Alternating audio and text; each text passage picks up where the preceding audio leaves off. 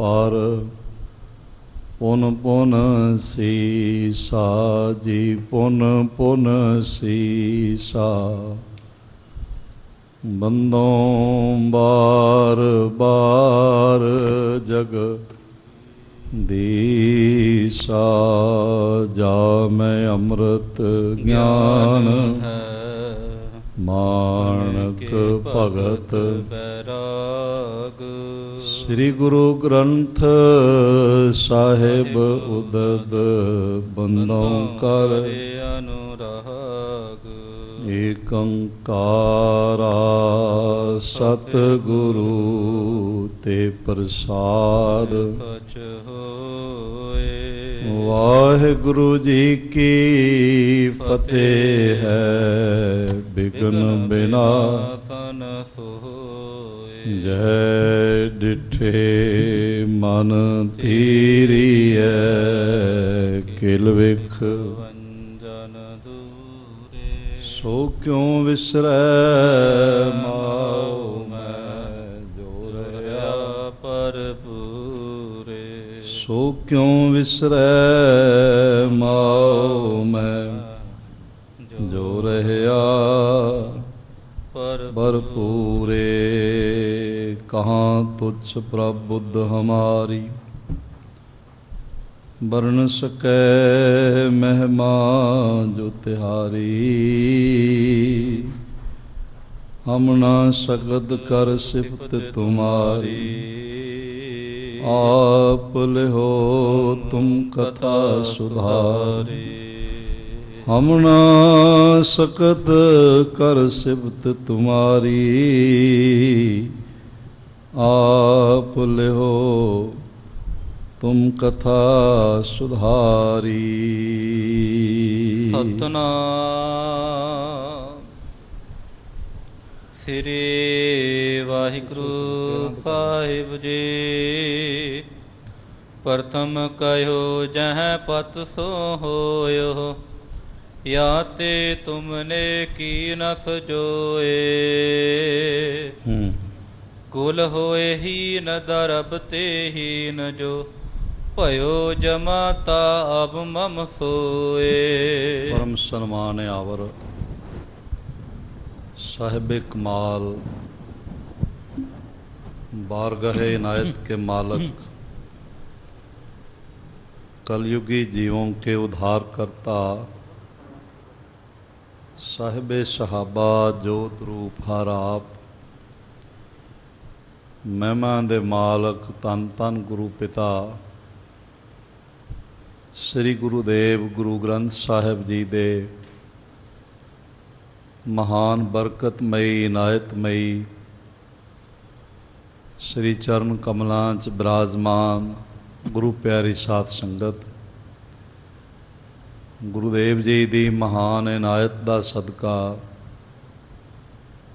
साडे सारियां दे सिर ते मेहरमतमई रखे हथ दा सदका जीवन दा अज दा दिन भी प्राप्त होया। और इस नवे दिन दी जो नवे जन्म समान है शाम कादरे हर कार गुरु गोबिंद सिंह बेकसारा यार गुरु गोबिंद सिंह साहिब जी दे मुबारक चरण कमलों की खाक दे नाम करना नसीब होया। असी सारे खुशकिस्मत हाँ जिन्हां नूं गुरु के घर पटना साहब जी दे दीदार प्राप्त हो रहे हैं। सतगुरु जी दे चरण कमलों नाल ध्यान जुड़ सके, एकाग्रता बन सके, अदब ते आनंद दी दात झोली च पै सके, इसलिए जितने माता भ्राता हाजरीन हाज़री भर रहे हो पेशतर दोवां हत्थां नूं हिरदे दे सामने जोड़दियां नेत्र बंद करके ऐसा गहराई तो महसूस करिए कि साडा सीस ਗੁਰੂ ਗੋਬਿੰਦ ਸਿੰਘ ਸਾਹਿਬ ਜੀ ਦੇ ਚਰਨ ਕਮਲਾਂ 'ਤੇ ਟਿਕਿਆ ਹੈ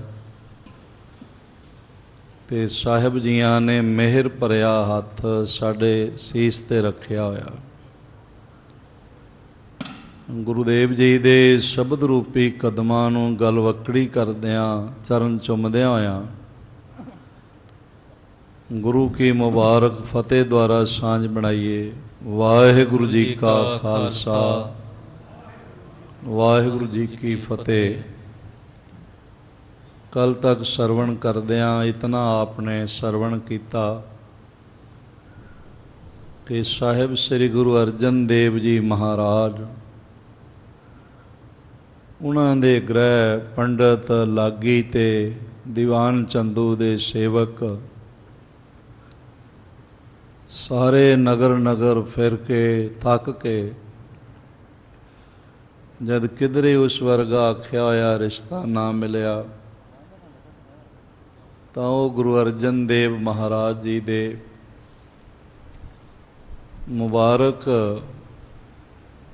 ਮਹਿਮਾਮਈ ਚਰਨ ਕਮਲਾਂ ਦੀ ਵਡਿਆਈ ਸਿੱਖਾਂ ਕੋਲੋਂ ਸੁਣ ਕੇ ਤੇ ਗੁਰੂ ਅਰਜਨ ਦੇਵ ਜੀ ਦੇ ਘਰ ਪਹੁੰਚੇ ਸ੍ਰੀ ਅੰਮ੍ਰਿਤਸਰ ਸਾਹਿਬ ਤੇ ਆ ਕੇ ਮਹਿਮਾ ਦੇਖੀ ਅੰਮ੍ਰਿਤਸਰ ਸਤਿਗੁਰ ਸਤਵਾਦੀ ਜਿਤ ਨਾਤੈ ਕਊਆ ਹੰਸ ਹੋਇ, ਰਾਮਦਾਸ ਸਰੋਵਰ ਨਾਤੇ ਸਭ ਉਤਰੇ ਪਾਪ ਕਮਾਤੇ। ਐਸੀ ਮਹਾਨ ਬਰਕਤਮਈ ਇਨਾਇਤਮਈ ਮਹਾਨ ਨਗਰੀ ਦੇਖੀ ਔਰ ਮਹਾਰਾਜ ਜੀ ਨੂੰ ਮੱਥਾ ਟੇਕਿਆ, ਸਜਦਾ ਕੀਤਾ ਤੇ ਆਖ ਦਿੱਤਾ ਬਈ ਮਹਾਰਾਜ ਅਸੀਂ ਰਿਸ਼ਤਾ ਕਰਨ ਵਾਸਤੇ ਆਏ। ਦੀਵਾਨ ਚੰਦੂ ਦੀ ਸੁਤਾ ਪੁੱਤਰੀ ਹੈ ਸਦਾ ਕੌਰ, 7 ਸਾਲ ਦੀ ਉਮਰ ਹੈ। ਤੁਹਾਡੇ ਸਾਹਿਬਜ਼ਾਦੇ ਦੀ 9 ਸਾਲ ਦੀ ਉਮਰ। ਅਸੀਂ ਹਰ ਤਰ੍ਹਾਂ ਨਾਲ ਸਜਦਾ ਕਰਦਿਆਂ ਹੋਇਆਂ ਬੇਨਤੀ ਕਰਦੇ ਹਾਂ ਕਿ ਇਹ ਸਾਡਾ ਰਿਸ਼ਤਾ ਪ੍ਰਵਾਨ ਕੀਤਾ ਜਾਏ। ਅਸੀਂ ਹੁਣੇ ਦਿੱਲੀ ਜਾ ਕੇ ਸ਼ਗਨ ਲੈ ਕੇ ਤੇ ਵਾਪਸ ਆਉਂਦੇ ਹਾਂ ਤੇ ਆ ਕੇ ਰਿਸ਼ਤਾ ਪੱਕਾ ਕਰ ਦਿੰਦੇ ਹਾਂ, ਸ਼ਗਨ ਝੋਲੀ 'ਚ ਪਾ ਦਿੰਦੇ। ਉਹਨਾਂ ਨੇ ਇਸ ਗੱਲ ਦਾ ਕੋਈ ਜ਼ਿਕਰ ਨਾ ਕੀਤਾ ਬਈ ਕੋਈ ਲੈਣ ਦੇਣ ਕਰਨਾ ਕਿ ਨਹੀਂ ਕਰਨਾ, ਕਿਉਂਕਿ ਸਤਿਗੁਰੂ ਜੀ ਦਾ ਸੁਭਾਅ ਦੇਖ ਕੇ, ਸੰਗਤਾਂ ਵੱਲੋਂ ਸਤਿਕਾਰ ਦੇਖ ਕੇ, ਸ਼ਰਧਾ ਸਹਿਤ ਸੰਪત્ਤੀ ਭੇਟਾ ਹੁੰਦੀ ਦੇਖ ਕੇ ਇਹ ਅਨੁਮਾਨ ਪਹਿਲੇ ਹੀ ਲਗਾ ਲਿਆ ਬਈ ਇਹ ਲੈਣ ਦੇਣ ਦਹੇਜ ਆਦਿਕ ਦੇ ਚੱਕਰਾਂ 'ਚ ਨਹੀਂ ਹੈਗੇ। ਇਸ ਲਈ ਇਸ ਪਹਿਲੂ 'ਤੇ ਕੋਈ ਗੱਲਬਾਤ ਨਾ ਹੋਈ, ਕਿਉਂਕਿ ਗੁਰੂ ਘਰ ਵਿੱਚ ਵੈਸੇ ਵੀ ਦਾਜ ਲੈਣਾ ਤੇ ਦੇਣਾ ਪਾਪ ਮੰਨਿਆ ਜਾਂਦਾ। ਸ਼ਾਇਦ ਉਹਨਾਂ ਨੂੰ ਇਸ ਗੱਲ ਬਾਰੇ ਵੀ ਕਿਧਰੋਂ ਪਤਾ ਚੱਲ ਗਿਆ ਹੋਵੇ, ਨਹੀਂ ਤਾਂ ਆਮ ਕਰਕੇ ਜਦ ਰਿਸ਼ਤਿਆਂ ਦੀ ਗੱਲ ਆਉਂਦੀ ਸ਼ਗਨ ਤਾਂ ਹੀ ਝੋਲੀ 'ਚ ਪੈਂਦਾ। ਪਹਿਲੇ ਦਾਜ ਲੈਣ ਦੇਣ ਡਾਉਰੀ ਦੀ ਗੱਲ ਚੱਲਦੀ, ਬਈ ਆਹ ਲੈਣਾ ਆਹ ਦੇਣਾ। ਇਸ ਢੰਗ ਦੇ ਨਾਲ ਮਹਾਰਾਜ ਗੁਰੂ ਅਰਜਨ ਦੇਵ ਆਖਣ ਲੱਗੇ ਉਹ ਹੋਏਗਾ ਜੋ ਕਰਤਾ ਪੁਰਖ ਦੀ ਰਜ਼ਾ ਹੈ। ਇਹ ਵੀ ਇੱਕ ਨੁਕਤਾ ਜੇ ਅਪਣਾ ਲਈਏ ਜ਼ਿੰਦਗੀ ਵਿੱਚ, ਤੇ ਕੋਈ ਗੱਲ ਕਰਦਾ ਤੁਹਾਡੇ ਕੋਲ ਕੋਈ ਵਾਅਦਾ ਲੈਂਦਾ ਤੇ ਉਸ ਨੂੰ ਕਹੋ ਵਾਅਦਾ ਤਾਂ ਮੈਂ ਕਰ ਦਿੰਦਾ ਪਰ ਹੋਏਗਾ ਉਹ ਜੋ ਕਰਤਾ ਪੁਰਖ ਦੀ ਰਜ਼ਾ ਹੈ। ਇਹ ਸ਼ਬਦ ਨਾਲ ਜੋੜ ਲਿਆ ਕਰੋ ਬਈ ਗੁਰੂ ਕਿਰਪਾ ਸਦਕਾ ਹੋ ਜਾਏਗਾ, ਗੁਰੂ ਮਿਹਰ ਕਰੇਗਾ ਹੋ ਜਾਏਗਾ, ਗੁਰੂ ਦੀ ਰਜ਼ਾ ਹੋਵੇਗੀ ਤੇ ਹੋ ਜਾਏਗਾ। ਸਿੱਧਾ ਸਿੱਧਾ ਆਪ ਨਾ ਕਹੀਏ ਕਿ ਹੋ ਜਾਏਗਾ। ਜੇ ਆਪ ਕਹੀਏ ਉਹਦੇ ਵਿੱਚ ਅਗਿਆਨਤਾ ਹੈ, ਉਹਦੇ ਵਿੱਚ ਅਹੰਕਾਰ ਹੈ। ਤੇ ਜੇ ਗੁਰੂ ਦੀ ਰਜ਼ਾ ਸਦਕਾ ਆਖੀਏ ਫਿਰ ਗੁਰੂ ਦਾ ਸਤਿਕਾਰ ਤੇ ਗੁਰੂ ਦਾ ਮਹਾਨ ਪਰਉਪਕਾਰ ਵਿੱਚ ਮਿਲ ਜਾਂਦਾ ਹੈ ਤੇ ਕੰਮ ਸਫਲ ਹੋ ਜਾਂਦਾ। ਇਸ ਲਈ ਮਹਾਰਾਜ ਜੀ ਨੇ ਵੀ ਇਹ ਬੋਲ ਵੀ ਆਖੇ ਹਨ, ਕੀਤਾ ਲੋੜੀਐ ਕੰਮ ਸੋ ਹਰਿ ਪਹਿ ਆਖੀਐ, ਕਾਰਜ ਦੇ ਸਵਾਰ ਸਤਿਗੁਰ ਸੱਚ ਸਾਖੀਐ। ਗੁਰੂ ਚਰਨਾਂ ਵਿੱਚ ਪ੍ਰਾਰਥਨਾ ਕਰਨੀ, ਅਰਦਾਸ ਕਰਨੀ ਤੇ ਮਹਾਰਾਜ ਕੋਲੋਂ ਸਹਾਇਤਾ ਦੀ ਮੰਗ ਕਰਨੀ। ਸਾਡੇ ਜੀਵਨ ਵਿੱਚ ਕੋਈ ਵਿਪਤਾ ਆ ਜਾਏ, ਕੋਈ ਔਖੀ ਘੜੀ ਆ ਜਾਏ ਤੇ ਅਸੀਂ ਆਪਣੇ ਰਿਸ਼ਤੇਦਾਰਾਂ ਵੱਲ ਭੱਜਦੇ ਹਾਂ, ਬਈ ਫਲਾਣਾ ਰਿਸ਼ਤੇਦਾਰ ਬੜਾ ਨਾਮਵਰ ਹੈ, ਬੜਾ ਪੈਸੇ ਵਾਲਾ ਹੈ, ਬੜੀ ਪਹੁੰਚ ਵਾਲਾ ਹੈ, ਉਹ ਸਾਡੀ ਸਹਾਇਤਾ ਕਰ ਦੇਵੇਗਾ। ਪਰ ਕਈ ਵਾਰੀ ਉੱਥੋਂ ਵੀ ਨਾ ਝੋਲੀ 'ਚ ਪੈਂਦੀ ਹੈ, ਦਰਵਾਜ਼ੇ ਹੀ ਨਹੀਂ ਖੁੱਲ੍ਹਦੇ, ਜਾਂ ਪਤਾ ਚੱਲਦਾ ਉਹ ਤਾਂ ਇੱਥੇ ਹੈ ਹੀ ਨਹੀਂ, ਸੰਪਰਕ ਹੀ ਨਹੀਂ ਹੋ ਸਕਦਾ, ਕਿਸੇ ਦੂਜੇ ਦੇਸ਼ ਗਿਆ ਹੋਇਆ। ਆਪਣੇ ਮਿੱਤਰਾਂ ਦੋਸਤਾਂ ਵਿੱਚ ਬੰਦਾ ਦੌੜਦਾ, ਕਈ ਵਾਰੀ ਪੂਰਾ ਯਤਨ ਕਰਕੇ ਵੀ ਕਾਰਜ ਸਿਰੇ ਨਹੀਂ ਚੜ੍ਹਦਾ ਤੇ ਅਸਫਲ ਹੋ ਜਾਂਦਾ। ਇਸ ਲਈ ਸਭ ਤੋਂ ਪਹਿਲਾਂ ਇਹ ਕੰਮ ਕਰ ਲਿਆ ਕਰੀਏ, ਕੀਤਾ ਲੋੜੀਐ ਕੰਮ ਸੋ ਹਰਿ ਪਹਿ ਆਖੀਐ। ਤੇ ਗੁਰੂ ਸਾਹਿਬ ਜੀ ਨੂੰ ਆਖਣ ਨਾਲ, ਬੇਨਤੀ ਕਰਨ ਨਾਲ ਫਿਰ ਕਾਰਜ ਦੀ ਸਫਲਤਾ ਦੀ ਗਾਰੰਟੀ ਹੋ ਜਾਂਦੀ। ਕਾਰਜ ਦੇ ਸਵਾਰ ਸਤਿਗੁਰ ਸੱਚ ਸਾਖੀ ਹੈ। ਵਾਅਦਾ ਕਰਨ ਦੇ ਨਾਲ ਇਹ ਸ਼ਬਦ ਰਲਾ ਲਈਏ ਬਈ ਮਹਾਰਾਜ ਦੀ ਮਿਹਰ ਹੋਈ ਤੇ ਹੋ ਜਾਏ, ਜੇ ਮਹਾਰਾਜ ਦੀ ਕਿਰਪਾ ਹੋਈ ਤੇ ਹੋ ਜਾਏਗਾ, ਸਤਿਗੁਰੂ ਦੀ ਰਜ਼ਾ ਹੋਈ, ਗੁਰੂ ਚਾਹੇਗਾ ਤੇ ਹੋ ਜਾਏ। ਇੱਕ ਸ਼ਬਦ ਵਧੇਗਾ ਤੁਹਾਡੀ ਗੱਲਬਾਤ ਵਿੱਚ, ਇੱਕ ਸ਼ਬਦ ਵੱਧ ਬੋਲਣਾ ਪਏਗਾ, ਪਰ ਇਹ ਵੱਧ ਬੋਲਣ ਨਾਲ ਕਰੋੜਾਂ ਵਧਾਈਆਂ ਤੇ ਵਡਿਆਈਆਂ ਨਾਲ ਹੋ ਜਾਣਗੀਆਂ। ਇੱਕ ਸ਼ਬਦ ਹੀ ਬੋਲਣਾ, ਇੱਕ ਗੱਲ ਹੀ ਕਰਨੀ। ਮਹਾਰਾਜ ਸੱਚੇ ਪਾਤਸ਼ਾਹ ਨੇ ਕਿਹਾ ਜੋ ਗੁਰੂ ਦੀ ਰਜ਼ਾ ਹੋਏਗੀ, ਪ੍ਰਭੂ ਦੀ ਰਜ਼ਾ ਹੋਏਗੀ, ਉਹ ਹੋ ਜਾਏਗਾ। ਪਾਰ ਬ੍ਰਹਮ ਪਰਮੇਸ਼ਰ ਨੇ ਜੋ ਰਜ਼ਾ ਰਚ ਰੱਖੀ ਉਹ ਹੋਵੇਗਾ। ਔਰ ਇਸ ਢੰਗ ਦੇ ਨਾਲ ਇਹ ਬ੍ਰਾਹਮਣ ਤੇ ਲਾਗੀ ਰਿਸ਼ਤਾ ਪੱਕਾ ਕਰਨ ਦੀ ਗੱਲ ਕਰਕੇ, ਚੂँਕਿ ਦੀਵਾਨ ਚੰਦੂ ਦਿੱਲੀ ਵਿੱਚ ਨਿਵਾਸ ਰੱਖਦਾ ਸੀ, ਜਹਾਂਗੀਰ ਦੇ ਵੱਲੋਂ ਇਹਨੂੰ ਨਿਵਾਸ ਮਿਲਿਆ ਹੋਵੇਗਾ, ਔਰ ਇਸ ਢੰਗ ਦੇ ਨਾਲ ਇਹ ਦਿੱਲੀ ਗਏ ਨੇ, ਜਾ ਕੇ ਸਤਿਗੁਰੂ ਜੀ ਦੀ ਵਡਿਆਈ ਕੀਤੀ ਤੇ ਉਸ ਹੰਕਾਰੀ ਨੇ ਆਪਣਾ ਹੰਕਾਰ ਪ੍ਰਗਟ ਕੀਤਾ। ਆਖਿਆ ਮੈਂ ਖੱਤਰੀਆਂ 'ਚ ਉੱਚੀ ਕੁਲ ਦਾ ਖੱਤਰੀ 2.5 ਕਰਦਾ, ਉਹ ਸਭ ਤੋਂ ਥੱਲੇ ਸ਼੍ਰੇਣੀ ਜਿਹੜੀ ਸ਼੍ਰੀਣ ਖੱਤਰੀ ਨੇ, ਇਹ ਮੈਂ ਕੋਈ ਅਰਜ਼ ਕਰਾਂ ਆਪਣੇ ਕੋਲੋਂ ਨਹੀਂ ਕਹਿ ਰਿਹਾ, ਇਹ ਲਿਖਿਆ ਹੋਇਆ। ਮਨੋ ਸਿਮਰਤੀ ਨੂੰ ਮੰਨਣ ਵਾਲਿਆਂ ਨੇ ਜਾਤਾਂ ਬਿਰਾਦਰੀਆਂ 'ਚ ਲੋਕਾਂ ਨੂੰ ਵੰਡ ਦਿੱਤਾ, ਵਰਣ ਵੰਡ 'ਚ ਪਾ ਦਿੱਤਾ। ਉਹਨਾਂ ਨੇ ਵਰਣ ਵੰਡ ਵਧਾਇਆ ਤੇ ਸਤਿਪੁਰਖਾਂ ਨੇ ਵਰਣ ਵੰਡ ਤੇ ਜਾਤ ਪਾਤ ਦੇ ਸਿਸਟਮ ਨੂੰ ਨਕਾਰਿਆ ਹੈ, ਅਪਣਾਇਆ ਨਹੀਂ, ਖਤਮ ਕੀਤਾ। ਸਿੱਖ ਦੀ ਜਾਤ ਪਾਤ ਕੋਈ ਨਹੀਂ ਆਉਂਦੀ। ਮੈਂ ਅਰਜ਼ ਕਰਨਾ ਚਾਹੁੰਦਾ ਹਾਂ, ਸਤਿਗੁਰੂ ਗੁਰੂ ਨਾਨਕ ਦੇਵ ਮਹਾਰਾਜ ਜੀ ਦੇ ਨਾਲ ਉਹਨਾਂ ਦਾ ਗੋਤ ਲੱਗਦਾ ਬੇਦੀ। 3 ਬੇਦੀਆਂ ਕੀ ਕੁਲ ਬਿਖੈ ਪ੍ਰਗਟੇ ਨਾਨਕ ਰਾਏ, ਸਭ ਸਿੱਖਾਂ ਕੋ ਸੁਖ ਦਏ ਜੈ ਤੈ ਪਏ ਸਹਾਏ। ਪਰ ਗੁਰੂ ਨਾਨਕ ਦੇਵ ਮਹਾਰਾਜ ਜੀ ਨੇ ਕੁਲ ਦੀ ਕੋਈ ਗੱਲ ਨਹੀਂ ਕੀਤੀ। ਭਾਈ ਸਾਹਿਬ ਜੀ ਨੇ ਇਤਿਹਾਸ ਬਿਆਨ ਕਰਦਿਆਂ ਹੋਇਆਂ ਉਹ ਜ਼ਿਕਰ ਕੀਤਾ ਵੀ ਇਹ ਪ੍ਰਣਾਲੀ ਸੀ, ਇਹ ਸੱਜਰਾ ਸੀ, ਤੇ ਕੋਈ ਹਰਜ਼ ਨਹੀਂ ਹੈ। ਮੈਂ ਅਰਜ਼ ਕਰਾਂ, ਜੇ ਕਣਕ ਦਾ ਆਟਾ ਕਹਿ ਦਈਏ ਤੇ ਕੀ ਹਰਜ਼ ਹੁੰਦਾ?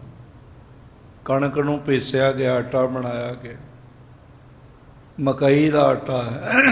ਉਸ ਨਾਲ ਉਸ ਦੀ ਜਾਤ ਦਾ ਪਤਾ ਨਹੀਂ ਲੱਗਦਾ, ਉਸ ਦਾ ਜਾਤ ਨੂੰ ਬਿਆਨਿਆ ਨਹੀਂ ਜਾਂਦਾ, ਬਲਕਿ ਉਹ ਮੈਂ ਅਰਜ਼ ਕਰਾਂ ਉਸ ਦੇ ਮਿਨਰਲਸ, ਉਸ ਦੇ ਪ੍ਰੋਟੀਨ, ਉਸ ਦੀ ਤਾਕਤ, ਉਹਦੇ ਤੱਤ ਬਿਆਨ ਹੁੰਦੇ।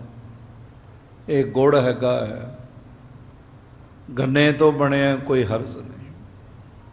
ਹਾਂ, ਜਦੋਂ ਗੁੜ ਬਣ ਜਾਏ ਫਿਰ ਉਸ ਨੂੰ ਗੰਨਾ ਨਹੀਂ ਆਖਿਆ ਜਾ ਸਕਦਾ। ਜੇ ਆਟਾ ਬਣ ਜਾਏ, ਪਿਸ ਜਾਏ, ਫਿਰ ਕਣਕ ਨਹੀਂ ਕੋਈ ਕਹਿੰਦਾ, ਫਿਰ ਆਟਾ ਹੀ ਕਹਿੰਦੇ।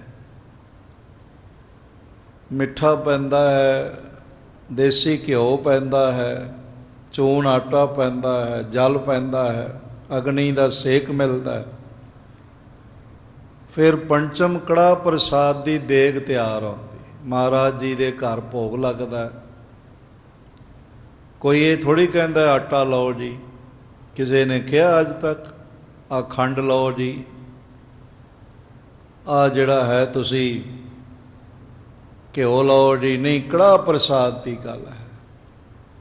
ਬਿਲਕੁਲ ਇਸੇ ਤਰ੍ਹਾਂ ਜਦੋਂ ਕੋਈ ਖਾਲਸਾ ਬਣ ਜਾਏ, ਫਿਰ ਉਹ ਖਾਲਸਾ ਮੇਰੋ ਰੂਪ ਹੈ ਖਾਸ ਹੋ ਜਾਂਦਾ, ਫਿਰ ਜਾਤ ਪਾਤ ਨਹੀਂ ਰਹਿ ਜਾਂਦੀ। ਤੇ ਜੇ ਫਿਰ ਵੀ ਉਹ ਜਾਤ ਪਾਤ ਨੂੰ ਮੰਨਦਾ ਹੈ, ਤਾਂ ਫਿਰ ਹਾਲੇ ਗੁਰੂ ਦੇ ਖਾਲਸਪਨ ਤੱਕ ਪਹੁੰਚਿਆ ਨਹੀਂ। ਇਹ ਸੰਕੇਤ ਕੀਤੇ ਨੇ ਭਾਈ ਸਾਹਿਬ ਜੀ ਨੇ ਵੀ ਉਹ ਖੱਤਰੀ ਕੁਲ ਦੇ ਸਨ। ਉਸ ਵੇਲੇ ਕੁਲ, ਬਿਰਾਦਰੀ, ਜਾਤੀ ਮੰਨੀ ਜਾਂਦੀ ਸੀ। ਗੁਰੂ ਗ੍ਰੰਥ ਸਾਹਿਬ ਮਹਾਰਾਜ ਵਿੱਚ ਇਹ ਬੋਲ ਆਖੇ ਨੇ, ਸਤੈ ਬਲਵੰਡ ਤਥਾ ਸਤੈ ਡੋਮ ਆਖੀ, ਨਾਲ ਬਿਰਾਦਰੀ ਜਾਤ ਲਿਖੀ ਹੋਈ ਹੈ। ਕਹਿ ਰਵਿਦਾਸ ਖਲਾਸ ਚਮਾਰਾ, ਜਾਤ ਬਿਰਾਦਰੀ ਲਿਖੀ ਹੋਈ ਹੈ। ਜਾਤ ਜੁਲਾਹਾ ਮਤ ਕਾ ਧੀਰ ਲਿਖਿਆ ਹੋਇਆ ਕਬੀਰ ਜੀ। ਜਿਸ ਦਿਨ ਤੋਂ ਮਹਾਰਾਜ ਜੀ ਨੇ ਸਾਨੂੰ ਖਾਲਸਾ ਰੂਪ ਪ੍ਰਦਾਨ ਕੀਤਾ, ਉਸ ਦਿਨ ਤੋਂ ਸਾਡੀ ਜਾਤ ਪਾਤ ਮੁਕਾ ਦਿੱਤੀ। ਆਖਿਆ ਤੁਹਾਡੀ ਜਾਤ ਪਾਤ ਕੋਈ ਨਹੀਂ ਹੈ, ਜੋ ਮੈਂ ਹਾਂ ਉਹੀ ਤੁਸੀਂ। ਪਰ ਹਾਲੇ ਵੀ ਕੁਝ ਲੋਕ ਜਾਤਾਂ ਪਾਤਾਂ ਵਿੱਚ ਵੜੇ ਹੋਏ ਨੇ। ਇਲਾਕਾਵਾਦ, ਜਾਤੀਵਾਦ, ਕੁਟੰਬਵਾਦ, ਭਾਈ ਭਤੀਜਾਵਾਦ ਚੱਲਦਾ ਹੀ ਹੈ, ਮੁੱਕਿਆ ਥੋੜ੍ਹੀ।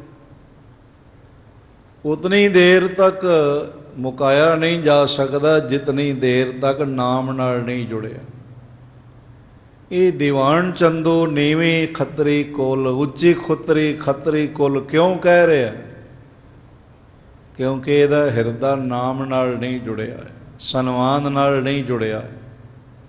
ਇਸ ਲਈ ਇਸਨੇ ਅਪਮਾਨਜਨਕ ਸ਼ਬਦ ਆਖੇ।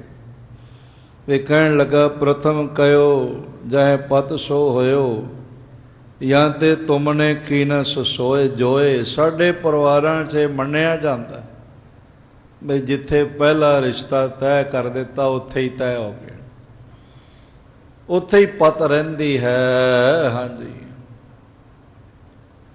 ਪ੍ਰਥਮ ਕਹਿਓ ਜਹ ਪਤ ਸੋ ਹੋਇਓ, ਜਾਂ ਤੇ ਤੁਮਨੇ ਕੀਨਸ ਜੋਏ। ਅਗਲੀ ਵਿਚਾਰ ਸਰਵਣ ਕਰੀਏ। ਪੇਸ਼ਤਰ ਆਖੋ ਧੰਨ ਗੁਰੂ ਅਰਜਨ ਦੇਵ ਜੀ ਮਹਾਰਾਜ। ਇੱਕ ਵਾਰੀ ਫਿਰ ਆਖੋ ਜੀ, ਧੰਨ ਗੁਰੂ ਅਰਜਨ ਦੇਵ ਜੀ ਮਹਾਰਾਜ ਸੱਚੇ ਪਾਤਸ਼ਾਹ, ਪ੍ਰਤੱਖ ਹੈ ਹਰ ਸਤਿਗੁਰੂ। ਉਹਨਾਂ ਦੇ ਨਾਲ ਰਿਸ਼ਤਾ ਹੋਇਆ, ਸੁਭਾਗ ਸੀ, ਪਰ ਇਸਨੇ ਆਪਣਾ ਹੰਕਾਰ ਪ੍ਰਗਟ ਕੀਤਾ। ਅੱਜ ਵੀ ਤੁਹਾਨੂੰ ਬੜੇ ਮਿਲ ਜਾਣਗੇ, ਕੋਈ ਵਿਦਿਆ ਦਾ ਹੰਕਾਰ, ਕੋਈ। ਅੱਜ ਹੀ ਮੈਨੂੰ ਕਿਸੇ ਸੱਜਣ ਦਾ ਫੋਨ ਆਇਆ ਵੀ ਜਾਤ ਪਾਤ ਦੀ ਗੱਲ ਹੈ, ਤੇ ਮੈਂ ਉਹਦਾ ਨਾਮ ਪੜ੍ਹਿਆ ਤੇ ਉਹਦੇ ਅੱਗੇ ਆਪਣਾ ਸਰਨੇਮ ਲਿਖਿਆ ਹੋਇਆ। ਮੈਂ ਕਿਹਾ ਦੱਸੋ, ਹੱਦ ਹੋ ਗਈ। ਗੱਲ ਕਰਦੇ ਕੀ ਨੇ ਤੇ ਹੈਗੇ ਕੀ ਨੇ? ਕਿਸੇ ਨੂੰ ਕਿਸੇ ਹੀ ਜ਼ੋਰ ਅਹੰਕਾਰ ਬੋਲਣ ਕਾ, ਬਈ ਮੈਂ ਬੜੀ ਦਲੀਲ ਨਾਲ ਗੱਲ ਕਰਦਾ, ਬੜਾ ਸਿਆਣਾ, ਬੜਾ ਸਮਝਦਾਰ। ਬੰਦਾ ਹੁੰਦਾ ਕੁਝ ਹੋਰ ਹੈ ਤੇ ਕਹਿੰਦਾ ਕੁਝ ਹੋਰ ਹੈ। ਇਸ ਦੇ ਅੰਦਰ ਵੀ ਹੰਕਾਰ ਹੈ, ਜਾਤ ਦਾ, ਪਦਵੀ ਦਾ, ਧਨ ਦਾ, ਆਪਣੀ ਰਾਜ ਸੱਤਾ ਦਾ, ਜਿਸ ਦਾ ਹਿੱਸਾ ਇਹਨੂੰ ਥੋੜ੍ਹਾ ਜਿਹਾ ਮਿਲਿਆ ਹੋਇਆ।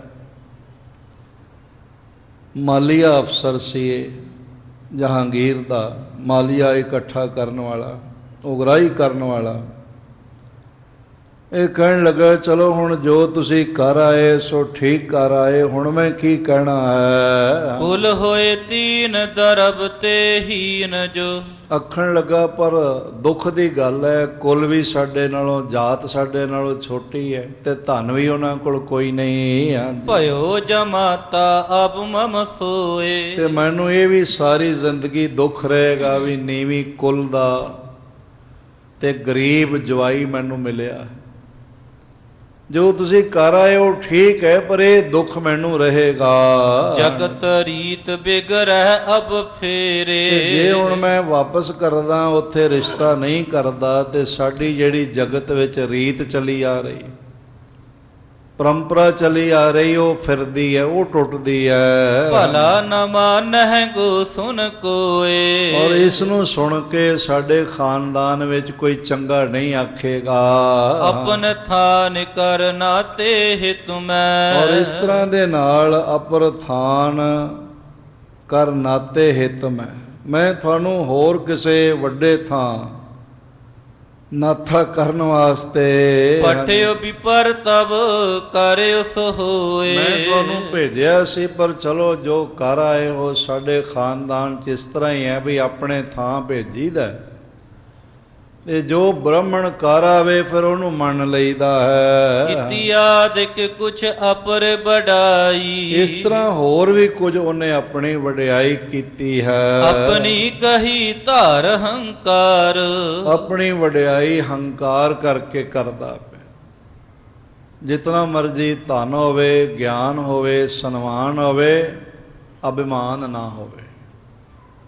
ਇਹ ਬਿਲਕੁਲ ਇਸ ਤਰ੍ਹਾਂ ਹੀ ਹੈ ਬਈ ਚਿਰਾਗ ਜਲ ਰਿਹਾ ਹੈ, ਵਿੱਚ ਘਿਓ ਜਾਂ ਤੇਲ ਪਾਇਆ ਹੋਇਆ, ਸੋਹਣੀ ਲਾਈਟ ਮਿਲ ਰਹੀ ਹੈ, ਤੇ ਉਸ ਨੂੰ ਫੂਕ ਮਾਰ ਦਿਓ ਤੇ ਫਿਰ ਹਨੇਰਾ ਤੇ ਆਪੇ ਹੀ ਮਿਲਣਾ।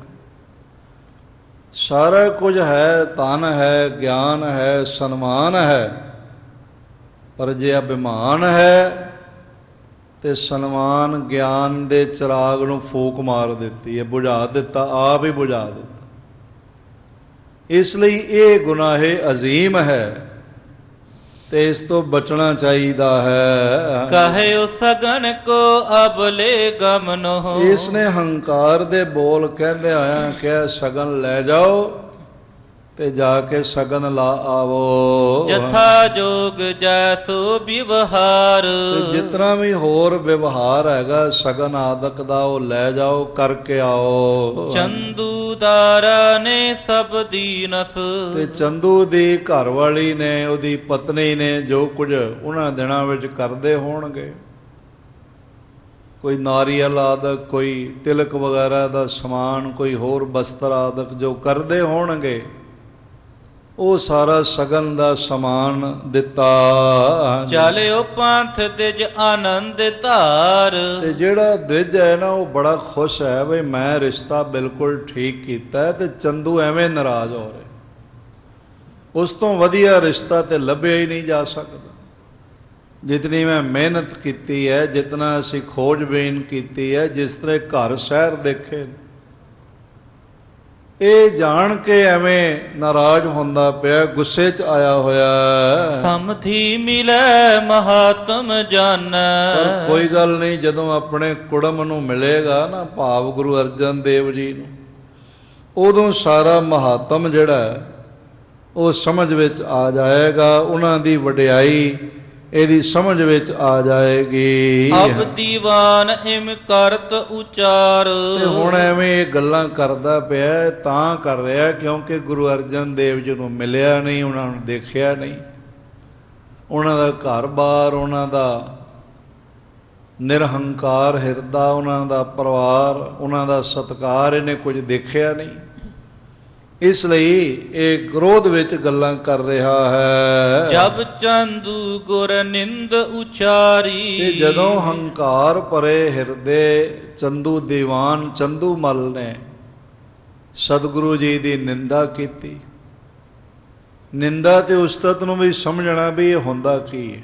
ਨਿੰਦਾ ਹੁੰਦੀ ਹੈ ਫੁੱਲ ਨੂੰ ਕੰਡਾ ਕਹਿਣਾ, ਸ਼ਰੀਫ ਨੂੰ ਬਦਮਾਸ਼ ਕਹਿਣਾ, ਇਮਾਨਦਾਰ ਨੂੰ ਬੇਈਮਾਨ ਕਹਿਣਾ, ਇਹ ਨਿੰਦਾ ਹੁੰਦੀ। ਅਗਲੇ ਦੇ ਗੁਣਾਂ ਵਿੱਚ ਖੋਟ ਪਾ ਕੇ ਉਹਨਾਂ ਨੂੰ ਅਵਗੁਣਾਂ ਦੇ ਰੂਪ ਵਿੱਚ ਬਿਆਨ ਕਰ। ਇਸ ਤਰ੍ਹਾਂ ਅਗਰ ਕੋਈ ਕਰਦਾ ਹੈ, ਕਿਸੇ ਦੇ ਗੁਣਾਂ ਨੂੰ ਅਵਗੁਣਾਂ ਵਿੱਚ ਬਿਆਨ ਕਰਦਾ ਹੈ, ਤੇ ਪਾਰ ਬ੍ਰਹਮ ਪਰਮੇਸ਼ਰ ਦੀ ਦਰਗਾਹ ਤੋਂ ਉਸ ਦਾ ਮੂੰਹ ਕਾਲਾ ਹੋ ਜਾਂਦਾ, ਉਸ ਨੂੰ ਮਾਣ ਸਨਮਾਨ ਨਹੀਂ ਮਿਲਦਾ, ਉਹਦਾ ਭਲਾ ਨਹੀਂ ਹੁੰਦਾ। ਨਿੰਦਾ ਭਲੀ ਕਿਸੇ ਕੀ ਨਾਹੀ, ਮਨ ਮੁਖ ਮੁਗਧ ਕਰਨ, ਮੂੰਹ ਕਾਲੇ ਤਿਨਾਂ ਨਿੰਦਕਾਂ, ਨਰਕੇ ਘੋਰ ਪਵਨ।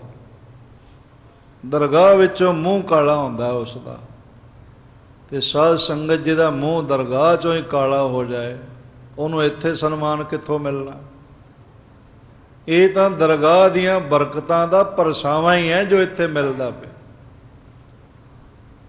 ਉਹ ਦੋਹੀਂ ਸਰਾਏ ਖੁਨਾਮੀ ਕਹਾ ਹੈ, ਉਸ ਦਾ ਮਾਣ ਸਨਮਾਨ ਨਹੀਂ ਹੁੰਦਾ।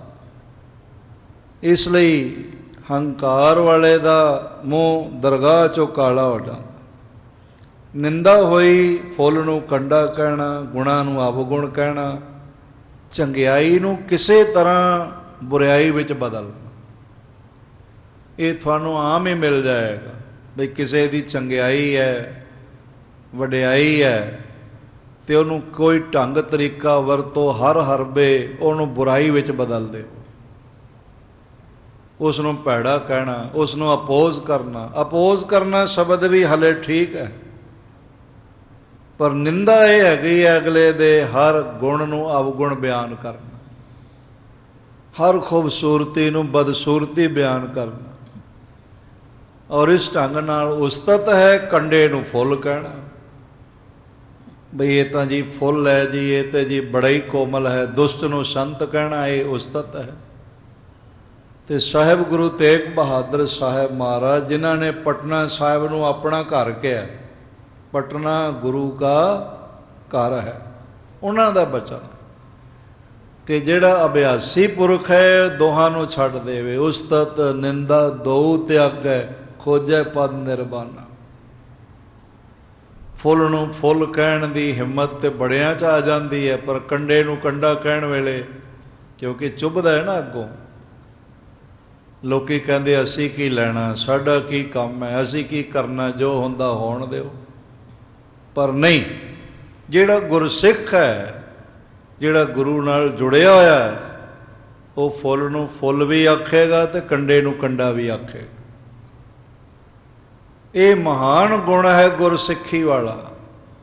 ਤੇ ਜਦ ਗੁਰੂ ਦੀ ਨਿੰਦਾ ਕੰਨਾਂ ਨਾਲ ਸੁਣੀ ਕੁਝ ਗੁਰਸਿੱਖਾਂ ਨੇ, ਜਬ ਚੰਦੂ ਗੁਰ ਨਿੰਦੂ ਉਚਾਰੀ, ਕੇਤਕ ਗੁਰਸਿੱਖ ਹੋਤੇ ਸੋ ਪਾਸ। ਉਹ ਕੋਲ ਸਨ, ਉਹਨਾਂ ਨੂੰ ਇਹ ਬੋਲ ਸੁਣਾਈ ਪੈ ਗਏ ਤੇ ਖੂਨ ਦੇ ਆਂਸੂ ਰੋਏ, ਪਰ ਆਖਣ ਲੱਗੇ ਦੁਸ਼ਟ ਬੜਾ ਹੈ, ਦੁਸ਼ਟ ਬੜਾ ਹੈ। ਸਤਿਗੁਰੂ ਜੀ ਨੂੰ ਬੇਨਤੀ ਕਰਦੇ ਆਂ ਵੀ ਇਹਦੇ ਨਾਲ ਰਿਸ਼ਤਾ ਨਾ ਕੀਤਾ ਜਾਏ। ਸਰਵਣ ਕਰੀਏ। ਭਈ ਸਾਜ ਸਭ ਸੰਗਤ ਇਕੱਠੀ, ਧਰਮਸ਼ਾਲਾ ਮੈਂ ਭੋਜਨ ਪ੍ਰਕਾਸ਼। ਔਰ ਇਸ ਤਰ੍ਹਾਂ ਦੇ ਨਾਲ ਫਿਰ ਸ਼ਾਮ ਹੋਈ ਤੇ ਸਾਰੀ ਸੰਗਤ ਧਰਮਸ਼ਾਲਾ ਵਿੱਚ ਇਕੱਠੀ ਹੋਈ। ਦਿੱਲੀ ਦੀ ਸੰਗਤ ਜੋ ਉਸ ਵੇਲੇ ਉੱਥੇ ਗੁਰੂ ਕੀ ਸੰਗਤ ਅਸਥਾਨ ਸੀ। ਪਹਿਲੇ ਗੁਰਦੁਆਰਿਆਂ ਨੂੰ ਸੰਗਤ ਅਸਥਾਨ ਵੀ ਕਹਿੰਦੇ ਸਨ, ਜਿਵੇਂ ਬੜੀ ਸੰਗਤ, ਛੋਟੀ ਸੰਗਤ। ਇਹ ਕਲਕੱਤੇ ਜਾਓ ਨਾ ਤੇ ਪਹਿਲੇ ਉਹ ਰੋਡ ਦਾ ਨਾਮ ਹੁੰਦਾ ਸੀ ਅੰਗਰੇਜ਼ਾਂ ਵੇਲੇ ਹੈਰੀਸਨ ਰੋਡ, ਤੇ ਅੱਜ ਕੱਲ੍ਹ ਉਹਦਾ ਨਾਮ ਹੈਗਾ MG road, Mahatma Gandhi road.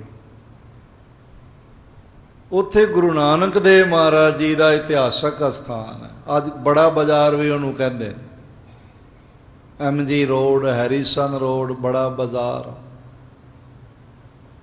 ਉਹ ਪੁਰਾਣੇ ਨਾਮ ਅੰਗਰੇਜ਼ਾਂ ਦੇ ਵੇਲੇ ਦੇ ਉਹਨਾਂ ਦੇ ਨਾਮ ਤੇ ਸਨ, ਕੁਝ ਹੋਰ ਉਹਨਾਂ ਦੇ ਨਜ਼ਦੀਕੀਆਂ ਦੇ ਨਾਮ ਤੇ ਸਨ, ਰੋਡਾਂ ਦੇ ਨਾਮ ਰੱਖੇ ਹੁੰਦੇ ਸੜਕਾਂ ਦੇ। ਇਹ GT ਰੋਡ ਹੈ ਨਾ ਜਿਹੜਾ, ਇਹਦਾ ਮਤਲਬ ਹੈ ਗ੍ਰਾਂਡ ਟਰੰਕ ਰੋਡ। ਪਰ ਹੁਣ ਤੇ ਗ੍ਰਾਂਡ ਟਰੰਕ ਖਤਮ ਹੋ ਗਿਆ, ਗੱਲ ਹੀ ਨਹੀਂ ਰਹੀ। ਹੁਣ ਤੇ ਉਪਰਾਲਾ ਕਰਨਾ ਚਾਹੀਦਾ ਹੈ ਬਈ ਸਾਰੇ ਰੋਡ ਦਾ ਨਾਮ GT ਰਵੇ, ਪਰ ਨਾਮ ਹੋ ਜਾਏ ਗੁਰੂ ਤੇਗ ਬਹਾਦਰ ਰੋਡ, ਗੁਰੂ ਤੇਗ ਬਹਾਦਰ ਮਾਰਗ।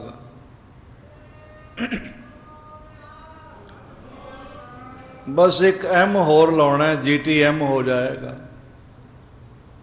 GTR ਤੋਂ GTM ਹੋ ਜਾਏਗਾ, ਗੁਰੂ ਤੇਗ ਬਹਾਦਰ ਮਾਰਗ ਹੋ ਜਾਏ। ਤੇ ਮੈਂ ਸਮਝਦਾ ਕਿ ਭਾਰਤ ਵਿੱਚ ਇਹ ਸਨਮਾਨ ਤਾਂ ਮਿਲਣਾ ਹੀ ਚਾਹੀਦਾ, ਕਿਉਂਕਿ ਉਹਨਾਂ ਨੇ ਆਪਣਾ ਸੀਸ ਦੇ ਕੇ ਹਿੰਦੂ ਧਰਮ ਦੀ ਰਾਖੀ ਕੀਤੀ ਹੈ, ਆਪਣਾ ਸਰਬੰਸ ਸਦਕੇ ਕੀਤਾ ਹੈ। ਇਹ ਉਪਰਾਲਾ ਕਰਨਾ ਚਾਹੀਦਾ ਹੈ। ਅੱਜ ਕੱਲ੍ਹ ਮੈਂ ਅਰਜ਼ ਕਰਾਂ, ਗਣਤੰਤਰ ਹੈਗਾ ਹੈ, ਪ੍ਰਜਾਤੰਤਰ ਦਾ ਰਾਜ ਹੈ। ਜੇ ਸਾਰੇ ਵੱਧ ਤੋਂ ਵੱਧ ਸੱਜਣ ਲਿਖ ਕੇ ਇਹ ਮੁਹਿੰਮ ਚੱਲ ਪਵੇ ਤੇ ਸਰਕਾਰਾਂ ਨੂੰ ਫਿਰ ਲੋਕਾਂ ਦੀ ਗੱਲ ਮੰਨਣੀ ਪੈਂਦੀ। ਤੇ ਕਿੰਨਾ ਚੰਗਾ ਹੋ ਜਾਏ ਜੇ ਜਗ੍ਹਾ ਜਗ੍ਹਾ, ਜਿਉਂ ਸ਼ੁਰੂ ਹੁੰਦਾ ਪਾਕਿਸਤਾਨ ਦੀ ਬਾਰਡਰ ਤੋਂ ਪਹਿਲਾਂ, ਤੇ ਹੋਰ ਪਿੱਛੋਂ ਸ਼ੁਰੂ ਹੁੰਦਾ ਸਾਰਾ ਭਾਰਤ ਸੀ, ਤੇ ਉੱਥੋਂ ਲੈ ਕੇ ਤੇ ਕਲਕੱਤੇ ਤੱਕ ਗੁਰੂ ਤੇਗ ਬਹਾਦਰ ਰੋਡ ਹੋ ਜਾਏ।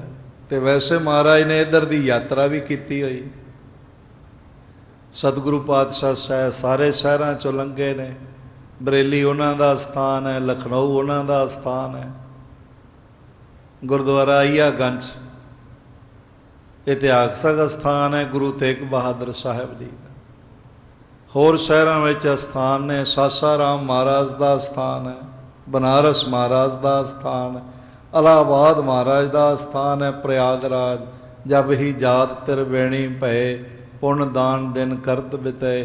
ਤੋੜਾ ਸ਼ਾਮ ਤੱਕ ਗੁਰੂ ਤੇਗ ਬਹਾਦਰ ਸਾਹਿਬ ਮਹਾਰਾਜ ਜੀ ਦੇ ਪਵਿੱਤਰ ਚਰਨ ਪਏ ਹੋਏ ਨੇ। ਇਤਨਾ ਤੇ ਕਿਸੇ ਹੋਰ ਮਹਾਂਪੁਰਖ ਨੇ ਪਦ ਯਾਤਰਾ ਕੀਤੀ ਨਹੀਂ ਹੋਵੇ।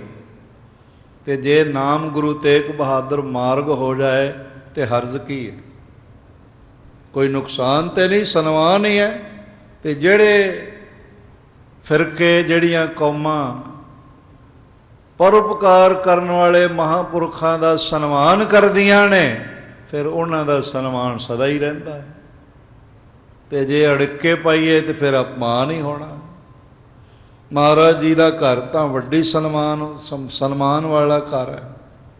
ਇਹ ਗੁਰਸਿੱਖਾਂ ਨੇ ਸੁਣਿਆ ਬਈ ਮਹਾਰਾਜ ਦਾ ਅਪਮਾਨ ਕੀਤਾ, ਤੇ ਸ਼ਾਮ ਨੂੰ ਸਾਰੇ ਸੰਗਤ ਵਿੱਚ ਇਕੱਠੇ ਹੋਏ, ਜੁੜੇ ਧਰਮਸ਼ਾਲਾ ਵਿੱਚ।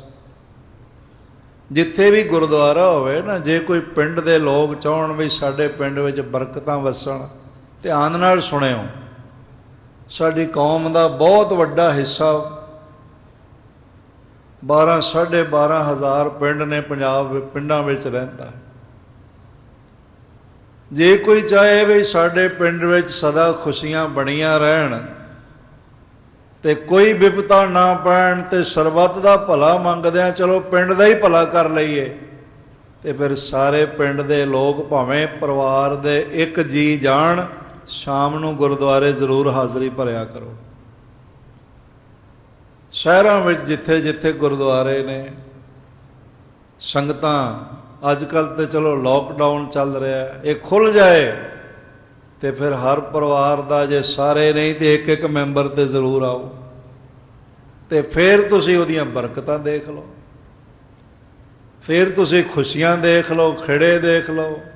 ਅਵਲਾਂ ਤੇ 2 ਟਾਈਮ ਹਾਜ਼ਰੀ ਲਵਾਈਏ ਤੇ ਮਹਾਰਾਜ ਦੀਆਂ ਖੁਸ਼ੀਆਂ ਜ਼ਿਆਦਾ ਝੋਲੀ 'ਚ ਪੈ ਜਾਂਦੀਆਂ, ਬਰਕਤਾਂ ਜ਼ਿਆਦਾ ਝੋਲੀ 'ਚ ਪੈ ਜਾਂਦੀਆਂ। ਇਹ ਬਰਕਤਾਂ ਝੋਲੀ 'ਚ ਪਵਾਉਣ ਵਾਲੀ ਸੰਗਤ, ਭਈ ਸੰਜ ਸਭ ਸੰਗਤ ਇਕੱਠੀ, ਧਰਮਸਾਲ ਮੈਂ ਭਜਨ ਪ੍ਰਕਾਸ਼। ਸਤਸੰਗ ਅਸਥਾਨ, ਗੁਰਦੁਆਰੇ, ਧਰਮਸ਼ਾਲਾ ਵਿੱਚ ਸਿਮਰਨ ਕਰਨ ਲਈ, ਨਾਮ ਜਪਣ ਲਈ, ਬਾਣੀ ਪੜ੍ਹਨ ਲਈ, ਕੀਰਤਨ ਭਜਨ ਕਰਨ ਲਈ ਇਕੱਠੀ ਹੋਈ। ਸਭ ਮੈਂ ਬਿਦਤ ਕੀਨ ਬਿਰਤਾਂਤ ਸੋ। ਇਹ ਜਿਹੜਾ ਬਿਰਤਾਂਤ ਹੋਇਆ ਸੀ ਦੀਵਾਨ ਚੰਦੂਮਲ ਨੇ, ਜੋ ਛੋਟੀ ਅਕਲ ਦਾ ਪ੍ਰਗਟਾਵਾ ਕੀਤਾ ਸੀ ਮਹਾਰਾਜ ਜੀ ਦੀ ਨਿੰਦਿਆ ਵਿੱਚ ਬੋਲ ਕਹਿ ਕੇ, ਉਸ ਦਾ ਸਾਰਾ ਬਿਰਤਾਂਤ ਸੰਗਤ ਨਾਲ ਸਾਂਝਾ ਕੀਤਾ ਗਿਆ। ਸਾਹੋ ਸਚਿਵ ਜੇ ਸੁਮਤ ਬਿਨਾਸ। ਆਖਣ ਲੱਗੇ ਜਿਹੜਾ ਬਾਦਸ਼ਾਹ ਜਹਾਂਗੀਰ ਦਾ ਨਿੱਜੀ ਸਹਾਇਕ ਹੈ, ਸਚਿਵ ਦਾ ਮਤਲਬ ਸਕੱਤਰ ਵੀ ਹੁੰਦਾ, ਹੋ ਸਕਦਾ ਇਸ ਤਰ੍ਹਾਂ ਦੀ ਵੀ ਉਹਦੀ ਕੋਈ ਪਦਵੀ ਹੋਵੇ, ਮਾਲੀ ਅਫਸਰ ਤਾਂ ਹੈ ਹੀ ਸੀ। ਉਹਦੀ ਮੱਤ ਮਾਰੀ ਗਈ, ਉਹਦੀ ਮੱਤ ਦਾ ਨਾਸ ਹੋ ਚੁੱਕਿਆ ਹੈ। ਨਿਜ ਤੇ ਲਗੂ ਕਹਿ ਨਾਤਾ ਭੇਜਿਓ, ਆਪਣੇ ਤੋਂ ਛੋਟਾ ਕਹਿ ਕੇ ਗੁਰੂ ਅਰਜਨ ਦੇਵ ਜੀ ਦੇ ਘਰ ਨਾਤਾ ਭੇਜਿਆ, ਰਿਸ਼ਤਾ ਭੇਜਿਆ ਹੈ। ਸੁਤਾ ਆਪਨੀ ਕੋ ਨਿਰਜਾਸ, ਆਪਣੀ ਸੁਤਾ ਨੂੰ ਇਸ ਤਰ੍ਹਾਂ ਦੀ ਵਿਚਾਰ ਕਰਕੇ ਬਈ ਨੀਵੇਂ ਘਰ ਦੇ ਲੋਕ ਨੇ, ਮੈਂ ਬੜਾ ਉੱਚਾ ਹਾਂ, ਅਪਮਾਨਜਨਕ ਢੰਗ ਨਾਲ ਨਾਤਾ ਭੇਜਿਆ ਹੈ। ਜਰੀ ਨ ਜਾਏ ਅਜੋਗ ਕਹੀ ਜਿਮ, ਜਿਸ ਤਰ੍ਹਾਂ ਉਸਨੇ ਅਯੋਗ ਗੱਲ ਆਖੀ ਹੈ ਗੁਰੂ ਘਰ ਪ੍ਰਤੀ, ਉਹ ਸਾਡੇ ਕੋਲੋਂ ਜਰੀ ਨਹੀਂ ਜਾਂਦੀ ਤੇ ਸਾਡੇ ਹਿਰਦੇ ਨੂੰ ਜਰਾ ਰਹੀ ਹੈ। ਸਭ ਸੰਗਤ ਸੁਣੀਐ ਮਨ ਲਾਏ, ਇਹ ਗੁਰੂ ਕੀ ਸਾਧ ਸੰਗਤ, ਇਹ ਗੱਲ ਧਿਆਨ ਨਾਲ ਸੁਣੋ ਤਾਂ ਕਿ ਕੋਈ ਮਹਾਰਾਜ ਨੂੰ ਪ੍ਰਾਰਥਨਾ ਕੀਤੀ ਜਾ ਸਕੇ, ਸਮਝ ਆ ਜਾਏ ਗੱਲ। ਤੁਮ ਹੈ ਉਚਿਤ ਸੁਧ ਲਿਖਵੇ ਗੁਰੂ ਕੋ, ਔਰ ਇਸ ਤਰ੍ਹਾਂ ਦੇ ਨਾਲ ਤੁਮੇ ਉਚਿਤ ਸੁਧ ਲਿਖਵੇ ਗੁਰੂ ਕੋ, ਇਹ ਸਾਧ ਸੰਗਤ ਤੁਹਾਨੂੰ ਇਹੀ ਫਰਜ਼ ਬਣਦਾ ਹੈ ਤੁਹਾਡਾ ਸਾਰਿਆਂ ਦਾ ਕਿ ਇਹ ਗੱਲ ਸਤਿਗੁਰੂ ਜੀ ਨੂੰ ਲਿਖੀ ਜਾਏ, ਉਹਨਾਂ ਨੂੰ ਦੱਸੀ ਜਾਏ। ਭਾਵੇਂ ਉਹ ਅੰਤਰਯਾਮੀ ਨੇ, ਸਭ ਕੁਝ ਜਾਣਦੇ ਨੇ, ਤੇ ਫਿਰ ਵੀ ਭਾਵੇਂ ਬਿਨ ਬੋਲਿਆ ਸਭ ਕੁਝ ਜਾਣਦਾ, ਫਿਰ ਵੀ ਅਰਦਾਸ ਕਰਨਾ, ਬੇਨਤੀ ਕਰਨੀ ਵਿਧਾਨ ਹੈ। ਖੱਤਰੀ ਪਤਤ ਨਾ ਭਗਤ ਨਾ ਭਾਏ, ਉਹ ਜਿਹੜਾ ਮੂਲ ਚ ਦੁਨੀ ਚੰਦ ਦੀਵਾਨ ਚੰਦੂ ਮੱਲ ਹੈ, ਉਹ ਖੱਤਰੀ ਹੈ, ਨਾ ਉਹਦੇ ਘਰ ਵਿੱਚ ਭਗਤੀ ਹੈ, ਨਾ ਭਾਵਨਾ ਹੈ, ਤੇ ਨਾ ਕਿਸੇ ਦਾ ਤਰ੍ਹਾਂ ਦਾ ਸਤਿਕਾਰ ਹੈ ਗੁਰੂ ਘਰ ਦਾ। ਧਨ ਮਦ ਤੇ ਅੰਧਾ ਬੜ ਦੁਰਮਤ, ਉਹ ਪਤਿਤ ਹੋਇਆ ਹੈ ਤੇ ਧਨ ਕਰਕੇ, ਧਨ ਦੇ ਨਸ਼ੇ ਕਰਕੇ ਅੰਨਾ ਹੋਇਆ। ਇਹ ਤਿੰਨ ਨਸ਼ੇ ਨੇ ਸਾਧ ਸੰਗਤ। ਮਹਾਰਾਜ ਗੁਰੂ ਤੇਗ ਬਹਾਦਰ ਸਾਹਿਬ ਜੀ ਨੇ ਇਹਦਾ ਆਪਣੀ ਬਾਣੀ 'ਚ ਜ਼ਿਕਰ ਕੀਤਾ, ਜੋਬਨ ਧਨ ਪ੍ਰਭਤਾ। ਜਵਾਨੀ ਦਾ ਨਸ਼ਾ ਵੇ, ਮੇਰੇ ਸਾਹਮਣੇ ਕੌਣ ਖੜ ਸਕਦਾ? ਇਸ ਨਸ਼ੇ ਵਿੱਚ ਮਨੁੱਖ ਕਈ ਵਾਰੀ ਆਪਣੇ ਮਾਤਾ ਪਿਤਾ ਦਾ ਵੀ ਅਪਮਾਨ ਕਰ ਜਾਂਦਾ, ਅਪਮਾਨਜਨਕ ਸ਼ਬਦ ਕਹਿ ਦਿੰਦਾ, ਬਾਪੂ ਤੈਨੂੰ ਕੀ ਪਤਾ, ਤੂੰ ਨਾ ਬੋਲਿਆ ਕਰ। ਸਾਧ ਸੰਗਤ, ਪਿਤਾ ਦਾ ਹਿਰਦਾ 100 ਕੁਹਾੜਿਆਂ ਨਾਲ ਵੀ ਕੱਟੀਏ ਨਾ, ਪਰ ਉਹਦੇ ਸਾਹਮਣੇ ਉਹਦਾ ਪੁੱਤਰ ਹੋਵੇ ਤੇ ਸਹੀ ਸਲਾਮਤ ਹੋਵੇ ਤੇ ਮਾਂ ਪਿਓ ਦੇਖ ਕੇ ਖੁਸ਼ ਹੁੰਦੇ, ਧੀਆਂ ਹੋਣ, ਪੁੱਤਰ ਹੋਵੇ।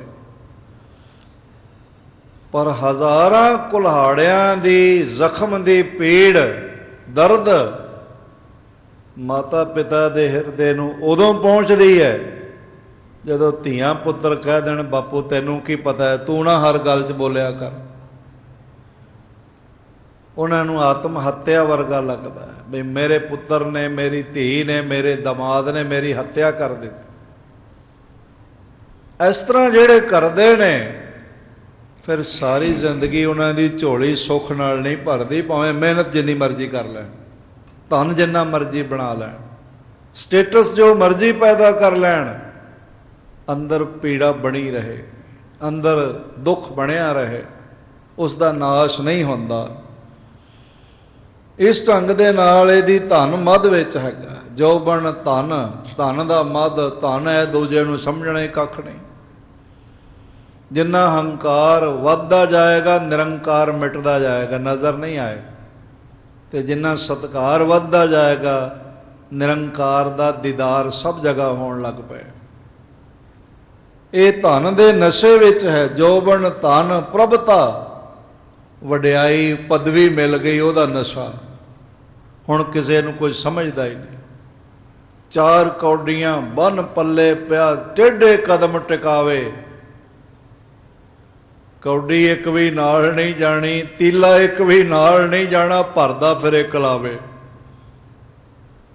ਖੈਰ, ਆ ਤੁਸੀਂ ਦੇਖ ਲਓ ਦੁਨੀਆ ਵਿੱਚ ਕਿੰਨੀਆਂ ਵੱਡੀਆਂ ਵੱਡੀਆਂ ਮਹਾਸ਼ਕਤੀਆਂ ਨੇ, ਅਮਰੀਕਾ ਵਗੈਰਾ, ਹਥਿਆਰਾਂ ਦੀਆਂ ਮੰਡੀਆਂ ਨੇ, ਅਰਬਾਂ ਖਰਬਾਂ ਡਾਲਰ ਦੇ ਹਥਿਆਰਾਂ ਦੇ ਸੌਦੇ ਹੁੰਦੇ। ਆਪਣੇ ਆਪ ਨੂੰ ਪੂਰਨ ਵਿਕਸਿਤ ਦੇਸ਼ ਮੰਨਦੇ ਨੇ, ਪਰ ਅਦ੍ਰਿਸ਼ ਜਿਹਾ ਕੀੜਾ ਹੈ ਕਰੋਨਾ। ਕੋਈ ਤੋਪ ਕੰਮ ਆਈ ਹੈ, ਕੋਈ ਬੰਬਰ ਫਾਈਟਰ ਪਲੇਨ ਕੰਮ ਆਇਆ, ਕੋਈ ਨਿਊਕਲੀਅਰ ਕੰਮ ਆਇਆ? ਚਲਾ ਦਿਓ ਨਿਊਕਲੀਅਰ, ਆਪ ਹੀ ਮੁੱਕ ਜਾਓਗੇ। ਨਿੱਕੀ ਕੀਰੀ ਮੈਂ ਕੱਲ ਰੱਖੈ, ਭਸਮ ਕਰੇ ਲਸ਼ਕਰ ਕੋਟ ਲੱਖ। ਸਾਧ ਸੰਗਤ, ਪਰ ਧਨ ਦੇ ਮੱਧ ਵਿੱਚ, ਰੂਪ ਦੇ ਮੱਧ ਵਿੱਚ, ਜੋ ਬਣ ਧਨ ਪ੍ਰਭਤਾ ਕੈ ਮਦ ਮੈਂ ਐਨਸ ਰਹਿ ਦੀਵਾਨਾ, ਪਾਗਲ ਹੀ ਹੋਇਆ ਫਿਰਦਾ। ਤੇ ਬਾਜ਼ਾਰ ਵਿੱਚ ਸਿਆਣਾ ਬੰਦਾ ਜਾਏਗਾ ਤੇ ਜ਼ਰੂਰਤ ਦਾ ਸਮਾਨ ਲੈ ਕੇ ਆਏਗਾ, ਤੇ ਪਾਗਲ ਜਾਏਗਾ ਤੇ ਲੋਕਾਂ ਨੂੰ ਪੱਥਰ ਮਾਰ ਕੇ ਆਏਗਾ। ਇਹੋ ਜਿਹੇ ਪੱਥਰ ਮਾਰਨ ਵਾਲੇ ਵੀ ਹੈਗੇ ਨੇ, ਅੱਜ ਵੀ ਮੌਜੂਦ ਨੇ, ਜਿਹੜੇ ਖਾਮਖਾ ਪੱਥਰ ਹੀ ਮਾਰਦੇ ਰਹਿਣਗੇ। ਮਿਲ ਜਾਣਗੇ ਤੁਹਾਨੂੰ ਜਗ੍ਹਾ ਜਗ੍ਹਾ। ਗੁਰਸਿੱਖਾਂ ਨੇ ਵਿਚਾਰ ਕੀਤੀ ਵੀ ਪਤਤ ਹੈਗਾ ਹੈ, ਨਾ ਭਗਤੀ ਹੈ ਨਾ ਭਾਵਨਾ ਹੈ, ਤੇ ਧਨ ਦੇ ਨਸ਼ੇ ਵਿੱਚ ਅੰਧਾ ਹੈ, ਤੇ ਵੱਡਾ ਦੁਰਮਤੀਆ ਹੈ। ਇਸ ਢੰਗ ਦੇ ਨਾਲ ਪਾਏ ਧਨ ਪਦ ਤੇ ਅੰਧਾ ਬੜ ਦੁਰਮਤ, ਤੁਮ ਮੈਂ ਨਹੀਂ ਭਾਵਨਾ ਲਿਆਏ। ਮਹਾਰਾਜ ਨੂੰ ਲਿਖੀਏ ਕਿ ਹੇ ਸਤਿਗੁਰੂ, ਤੁਹਾਡੇ ਪ੍ਰਤੀ ਇਹਦੀ ਕੋਈ ਭਾਵਨਾ ਸ਼ੁਭ ਨਹੀਂ ਹੈ। ਕਰੇ ਆਰੋਪਣ ਦੋਸ ਮੂੜ ਮਤ, ਔਰ ਮੂੜ ਮਤੀਆ ਹੋਣ ਕਰਕੇ, ਤੁਹਾਡੀ ਵਡਿਆਈ ਵਿੱਚ ਵੀ ਨਿੰਦਾ ਕਰਕੇ, ਗੁਣਾ ਵਿੱਚ ਦੋਸ਼ ਲੱਭਦਾ ਪਿਆ ਹੈ, ਆਰੋਪਦਾ ਪਿਆ ਹੈ। ਆਪਣੋ ਆਪ ਜਾਣ ਅਧਿਕਾਏ, ਤੇ ਆਪਣੇ ਆਪ ਨੂੰ ਵੱਡਾ ਸਮਝਦਾ, ਮੇਰੇ ਵਰਗਾ ਵੱਡਾ ਹੋਰ ਕੋਈ ਨਹੀਂ, ਮੈਂ ਬਹੁਤ ਵੱਡਾ ਹਾਂ। ਸੁਨ ਸਿੱਖਣ ਸਭ ਸਹੇ ਨ ਕੈਸੇ, ਜਿਹੜੇ ਸਿੱਖ ਨੇ ਉਹ ਗੁਰੂ ਦੀ ਨਿੰਦਿਆ ਤੇ ਨਹੀਂ ਸਹਿ ਸਕਦੇ। ਗੁਰੂ ਦਾ ਅਪਮਾਨ ਦੇ ਕੋਈ ਬੋਲ ਆਖੇ, ਸਿੱਖ ਤਾਂ ਨਹੀਂ ਸਹਿ ਸਕਦਾ। ਮਸਲਤ ਕਰ ਕੇ ਭਏ ਇਕੰਤ, ਔਰ ਇਸ ਤਰ੍ਹਾਂ ਦੇ ਨਾਲ ਸਾਰਿਆਂ ਨੇ ਮਸ਼ਵਰਾ ਕੀਤਾ, ਗੁਰਮਤਾ ਕੀਤਾ ਇਕੱਠੇ ਹੋ ਕੇ। ਛਪ ਕੈ ਲਿਖ ਹੋ ਨਾ ਸੁਨੈ ਦੁਸ਼ਟ ਕਿਸ, ਆਖਣ ਲੱਗੇ ਵੀ ਇਸ ਤਰ੍ਹਾਂ ਪਰਦਾਦਾਰੀ ਰਹੇ, ਲਿਖੋ ਮਹਾਰਾਜ ਨੂੰ, ਪਰ ਪੜਦਾ ਰਹੇ। ਇਹ ਗੱਲ ਦੁਸ਼ਟ ਦੀਵਾਨ ਚੰਦੂਮਲ ਤੱਕ ਨਾ ਪਹੁੰਚੇ। ਜੈਸੇ ਇਹਾਂ ਭਇਓ ਬਿਰਤੰਤ, ਬਈ ਅਸੀਂ ਕੀ ਗੱਲਬਾਤ ਕੀਤੀ ਹੈ, ਕੀ ਮਤਾ ਪਕਾਇਆ ਹੈ, ਕੀ ਲਿਖਣ ਲੱਗੇ ਹਾਂ, ਕੀ ਸਾਡੀ ਭਾਵਨਾ ਹੈ, ਇਹ ਗੱਲ ਸਾਡੇ ਵਿੱਚ ਹੀ ਰਹੇ। ਮਹਾਰਾਜ ਜੀ ਦੇ 52 ਬਚਨ ਪੜ੍ਹਦੇ ਹੋ ਨਾ, ਉਹਨਾਂ 'ਚ ਇੱਕ ਬਚਨ ਇਹ ਵੀ ਹੈ ਵੀ ਗੁਰਸਿੱਖ ਆਪਣਾ ਅੰਦਰ ਕਿਸੇ ਕੋ ਦੇਵੇ ਨਾ। ਆਪਣੀ ਜਿਹੜੀ ਪਰਿਵਾਰ ਦੀ ਗੱਲ ਹੈ, ਆਪਣੀ ਕੌਮ ਦੀ ਗੱਲ ਹੈ, ਗੁਰੂ ਸੰਗਤ ਦੀ ਗੱਲ ਹੈ, ਉਹਨੂੰ ਬਾਹਰ ਨਾ ਫੈਲਾਓ, ਬਾਹਰ ਲੋਕਾਂ ਤੱਕ ਨਾ ਪਹੁੰਚੇ, ਉਹ ਅੰਦਰ ਹੀ ਰਹੇ। ਜਿਹੜਾ ਬੀਜ ਧਰਤੀ ਤੋਂ ਬਾਹਰ ਕੱਢ ਦੇਈਏ, ਉਹਨੇ ਦਰਖਤ ਕਿੱਥੋਂ ਬਣਨਾ? ਤੇ ਪਿੰਡਾਂ ਦੀ ਕਹਾਵਤ ਹੈ ਬਈ ਗੱਲ ਕਹਿੰਦੀ ਹੈ, ਸ਼ਬਦ ਕਹਿੰਦਾ, ਬੋਲ ਕਹਿੰਦਾ ਬਈ ਤੂੰ ਮੈਨੂੰ ਮੂੰਹੋਂ ਕੱਢ ਤੇ ਮੈਂ ਤੈਨੂੰ ਪਿੰਡੋਂ ਕੱਢ ਦੇਣਾ। ਇਸ ਲਈ ਇਹ ਗਣਮੰਤਰਣਾ ਹੋਈ, ਗੁਰਮਤਾ ਹੋਇਆ ਬਈ ਇਹ ਅੱਜ ਦੀ ਕਾਰਵਾਈ ਬਾਹਰ ਨਾ ਜਾਵੇ, ਜਿੰਨੇ ਹੈਗੇ ਨੇ ਬਸ ਇੰਨਿਆਂ 'ਚ ਹੀ ਰਹੇ। ਲਗੇ ਲਿਖਨ ਅਰਦਾਸ ਆਪਣੀ, ਧੰਨ ਗੁਰੂ ਅਰਜਨ ਦੇਵ ਮਹਾਰਾਜ ਜੀ ਨੂੰ ਪ੍ਰਾਰਥਨਾ ਪੱਤਰ ਲਿਖਦੇ, ਅਰਦਾਸ ਪੱਤਰ ਲਿਖਦੇ, ਅਰਦਾਸਨਾਮਾ, ਅਰਜ਼ਨਾਮਾ ਲਿਖ ਰਹੇ ਹਨ। ਸ੍ਰੀ ਸ੍ਰੀ ਸ੍ਰੀ ਸਤਿਗੁਰ ਭਗਵੰਤ, ਸ੍ਰੀ ਸ੍ਰੀ ਸ੍ਰੀ ਸਤਿਗੁਰ ਭਗਵੰਤ। ਦੇਖੋ 3 ਵਾਰੀ ਭਾਈ ਸਾਹਿਬ ਨੇ ਸ੍ਰੀ ਸ਼ਬਦ ਇੱਥੇ ਲਿਖਿਆ। ਇਹ ਸਤਿਕਾਰ ਬੋਧਕ ਸ਼ਬਦ ਹੈ। ਇਹ ਸਾਰੀ ਦੁਨੀਆ ਦੇ ਧਨ ਦਾ ਮਾਲਕ ਹੋਣ ਦਾ ਲਖਾਇਕ ਸ਼ਬਦ ਹੈ। ਇਹ ਸਾਰੀ ਦੁਨੀਆ ਦੇ ਸਨਮਾਨ ਤੋਂ ਵੱਧ ਸਨਮਾਨਜਨਕ ਹੋਣ ਦਾ ਲਖਾਇਕ ਸ਼ਬਦ ਹੈ। ਜਿਵੇਂ ਅਸੀਂ ਸ੍ਰੀਮਾਨ ਕਹਿ ਦਿੰਦੇ ਹਾਂ ਵੀ ਜਿਤਨੇ ਮਾਨ ਯੋਗ ਨੇ ਉਹਨਾਂ ਵਿੱਚੋਂ ਸ੍ਰੀ ਸਿਰਮੌਰ। ਤੇ ਭਾਈ ਸਾਹਿਬ ਜੀ ਨੇ 3 ਵਾਰੀ ਸ੍ਰੀ ਸ਼ਬਦ ਲਿਖਿਆ, ਸ੍ਰੀ ਸ੍ਰੀ ਸ੍ਰੀ ਸਤਿਗੁਰ ਭਗਵੰਤ। ਉਹਨਾਂ ਸਿੱਖਾਂ ਨੇ ਲਿਖਿਆ, ਹੇ ਸ੍ਰੀ ਗੁਰੂ ਅਰਜਨ ਦੇਵ ਜੀ ਮਹਾਰਾਜ, 3 ਲੋਕਾਂ ਵਿੱਚ ਤੇ 3 ਕਾਲਾਂ 'ਚ ਤੁਸੀਂ ਸਨਮਾਨਯੋਗ। ਭੂਤਕਾਲ ਵਿੱਚ ਵੀ ਤੁਸੀਂ ਸ੍ਰੀ ਹੋ, ਸਤਿਕਾਰਯੋਗ, ਸਿਰਮੌਰ ਹੋ। ਵਰਤਮਾਨ ਕਾਲ ਵਿੱਚ ਵੀ ਤੇ ਸਤਕਾਰ ਸਿਰਮੌਰ ਹੈ ਭਵਿੱਖਤ ਵਿੱਚ ਵੀ। ਜਿੰਨਾ ਚਿਰ ਬ੍ਰਹਿਮੰਡ ਰਹੇਗਾ ਤੁਹਾਡਾ ਸਨਮਾਨ ਸਿਰਮੌਰ ਰਹੇਗਾ। ਭੱਟ ਜਨਾਂ ਨੇ ਐਵੇਂ ਥੋੜ੍ਹੀ ਆਖਿਆ, ਤਰਨ ਗਗਨ ਨਵਖੰਡ ਮਹਿ ਜੋਤ ਸਵਰੂਪੀ ਰਹਿਓ ਭਰ, ਭੰਡ ਮਥੁਰਾ ਕਛ ਭੇਦ ਨਹੀਂ ਗੁਰ ਅਰਜੁਨ ਪ੍ਰਤੱਖ ਹਰ। ਇਹ ਜਿਹੜਾ ਸਨਮਾਨ ਹੈ ਦਸਤਾਰ ਦਾ, ਇਹ ਸਾਨੂੰ ਸ੍ਰੀ ਗੁਰੂ ਨਾਨਕ ਨੇ ਬਖਸ਼ਿਸ਼ ਕੀਤਾ। ਆਪਣੇ ਸੀਸ ਵਾਰ ਕੇ ਸਾਡੇ ਸਿਰਾਂ ਤੇ ਦਸਤਾਰ ਸਜਾਈ, ਤੇ ਸਾਨੂੰ ਕਦੀ ਇਹੀ ਦਸਤਾਰ ਬੋਝ ਲੱਗਣ ਲੱਗ ਪੈਂਦੀ। ਅਸੀਂ ਨਿਆਣਿਆਂ ਦੇ ਸਿਰ ਤੇ, ਵੱਡਿਆਂ ਦੇ ਸਿਰ ਤੇ ਐਵੇਂ ਡੇਢ ਗਿੱਠ ਦੀਆਂ ਪਟਕੀਆਂ ਬੰਨ੍ਹ ਕੇ ਤੇ ਆ ਜਾਂਦੇ ਆ ਵੀ ਅਸੀਂ ਸਿਰ ਢੱਕ ਲਿਆ। ਇਹ ਕਾਹਦਾ ਸਿਰ ਢੱਕ ਲਿਆ? ਢੱਕ ਲਿਆ ਹੋਵੇਗਾ ਸਿਰ, ਪਰ ਸਤਕਾਰ ਤੇ ਨਹੀਂ ਮਿਲਿਆ ਨਾ। ਸਤਕਾਰ ਤਾਂ ਭਾਈ ਦਸਤਾਰ ਨਾਲ। ਜੇ ਦਸਤਾਰ ਹੈ ਤਾਂ ਸਤਕਾਰ ਹੈ। ਇਸ ਲਈ ਜਿੰਨੀ ਸੋਹਣੀ ਦਸਤਾਰ ਸਜਾਓਗੇ ਓਨਾ ਜ਼ਿਆਦਾ ਸਤਕਾਰ ਮਹਾਰਾਜ ਜੀ ਦੇ ਘਰੋਂ ਪਾ ਲਓਗੇ, ਪ੍ਰਾਪਤ ਹੋਵੇ। ਤਿੰਨਾਂ ਕਾਲਾਂ ਵਿੱਚ, ਤਿੰਨਾਂ ਲੋਕਾਂ ਵਿੱਚ ਮਹਾਰਾਜ ਤੁਸੀਂ ਸਨਮਾਨ ਦੇ ਸਾਗਰ ਹੋ। ਉਪਕਾਰੀ ਜਗ ਤਾਰਨ ਸਮਰੱਥ, ਔਰ ਤੁਸੀਂ ਸਮਰੱਥ ਹੋ, ਪਰਉਪਕਾਰੀ ਹੋ, ਜਗਤ ਦੇ ਤਾਰਕ ਹੋ। ਹਰ ਅਵਤਾਰ ਸਹਾਇਕ ਸੰਤ, ਔਰ ਇਸ ਤਰ੍ਹਾਂ ਦੇ ਨਾਲ ਹਰੀ ਦੇ ਅਵਤਾਰ ਹੋ, ਪਰਮਾਤਮ ਜੋਤ ਹੋ, ਤੇ ਸੰਤ ਜਨਾਂ ਦੀ, ਗੁਰਮੁਖਾਂ ਦੀ ਹਰ ਥਾਂ ਸਹਾਇਤਾ ਕਰਦੇ ਹੋ। ਲਿਖ ਤੁਮ ਸਭ ਦਿੱਲੀ ਕੀ ਸੰਗਤ, ਮਹਾਰਾਜ ਸਾਰੀ ਦਿੱਲੀ ਦੀ ਸੰਗਤ ਵੱਲੋਂ ਅਰਦਾਸਨਾਮਾ ਲਿਖਿਆ ਜਾ ਰਿਹਾ ਹੈ। ਸਤਿਗੁਰ ਕੇ ਸਨਮੁਖ ਅਰਦਾਸ, ਤੇ ਆਪ ਜੀ ਦੇ ਸ੍ਰੀ ਚਰਨ ਕਮਲਾਂ 'ਚ ਸਾਰੀ ਸੰਗਤ ਅਰਦਾਸ ਬੇਨਤੀ ਲਿਖ ਰਹੀ ਹੈ। ਸਾਹੇ ਦੀਵਾਨ ਸੁਤਾ ਕੋ ਨਾਤਾ, ਮਹਾਰਾਜ ਸਾਡੀ ਪ੍ਰਾਰਥਨਾ ਇਹ ਹੈ, ਗੁਜ਼ਾਰਿਸ਼ ਇਹ ਹੈ ਕਿ ਜਿਹੜਾ ਜਹਾਂਗੀਰ ਦਾ ਦੀਵਾਨ ਹੈ ਚੰਦੂ ਮੱਲ, ਉਹ ਆਪਣੀ ਸੁਤਾ ਦਾ ਰਿਸ਼ਤਾ ਪੁੱਤਰੀ ਦਾ ਤੁਹਾਡੇ ਵੱਲ ਭੇਜ ਰਿਹਾ ਹੈ। ਭੇਜਿਓ ਇਹ ਤੁਮਾਰੇ ਪਾਸ, ਉਸਨੇ ਭੇਜਿਆ ਹੈ ਤੁਹਾਡੇ ਵੱਲ। ਆਪ ਹੰਕਾਰੀ ਬਣਿਓ ਚੁਬਾਰਾ, ਮਹਾਰਾਜ ਉਸਨੇ ਹੰਕਾਰ ਭਰੇ ਬੋਲ ਆਖੇ ਨੇ, ਆਪਣੇ ਆਪ ਨੂੰ ਵੱਡਾ ਚੌਬਾਰਾ ਕਿਹਾ ਬਈ ਮੇਰੇ ਵਰਗਾ ਉੱਚੀ ਜਾਤ ਪਾਤ ਦਾ ਕੋਈ ਨਹੀਂ ਹੈ। ਤੁਮ ਹੈ ਕਹਿਓ ਮੋਰੀ ਸੰਕਾਸ, ਔਰ ਇਸ ਤਰ੍ਹਾਂ ਦੇ ਨਾਲ ਮਹਾਰਾਜ ਆਪ ਜੀ ਦੇ ਘਰ ਨੂੰ, ਗੁਰੂ ਨਾਨਕ ਦੇ ਘਰ ਨੂੰ ਉਸਨੇ ਮੋਰੀ ਵਰਗਾ ਛੋਟਾ ਜਿਹਾ ਘਰ ਆਖਿਆ ਹੈ, ਅਪਮਾਨਜਨਕ ਢੰਗ ਨਾਲ। ਬਿਨ ਸਰਧਾ ਤੇ ਮੂਰਖ ਬੋਲਿਓ, ਮਹਾਰਾਜ ਸੱਚੇ ਪਾਤਸ਼ਾਹ ਉਹਦੇ ਹਿਰਦੇ 'ਚ ਸ਼ਰਧਾ ਕੋਈ ਨਹੀਂ ਤੇ ਮੂਰਖਤਾ ਨਾਲ ਭਰੇ ਹੋਏ ਬੋਲ ਉਸਨੇ ਆਖੇ ਹਨ। ਇਤਿਆਦਕ ਨਿੰਦਾ ਕਰ ਰਾਸ, ਔਰ ਹੋਰ ਇਸ ਤਰ੍ਹਾਂ ਦੇ ਨਾਲ ਉਹਦੇ ਹਿਰਦੇ ਦੀ ਰਾਸ ਪੂੰਜੀ ਹੀ ਨਿੰਦਾ ਹੈ। ਉਸਨੇ ਨਿੰਦਾ ਦੇ ਸ਼ਬਦ ਆਖੇ ਹਨ। ਹਮ ਕੋ ਨਹਿ ਸੁਖਾਏ ਤਿਸ ਕਹਿਬੋ, ਔਰ ਇਸ ਤਰ੍ਹਾਂ ਦੇ ਨਾਲ ਸੱਚੇ ਪਾਤਸ਼ਾਹ ਹਮ ਕੋ ਨਹਿ ਸੁਖਾਏ ਤਿਸ ਕਹਿਬੋ, ਉਸ ਦਾ ਜਿਹੜਾ ਇਹ ਕਹਿਣਾ ਹੈ ਤੁਹਾਡੇ ਘਰ ਨੂੰ ਨੀਵਾਂ ਕਹਿਣਾ, ਉਹ ਸਾਡੇ ਹਿਰਦੇ ਨੂੰ ਸੁਖਦਾਇਕ ਨਹੀਂ ਲੱਗਿਆ। ਬਸ ਨਾ ਚਲਿਓ ਸੁਲਖਿਓ ਬਿਰਤੰਤ, ਸੱਚੇ ਪਾਤਸ਼ਾਹ ਸਾਡਾ ਉਸ ਤੇ ਕੋਈ ਵਸ ਨਹੀਂ ਚੱਲਦਾ।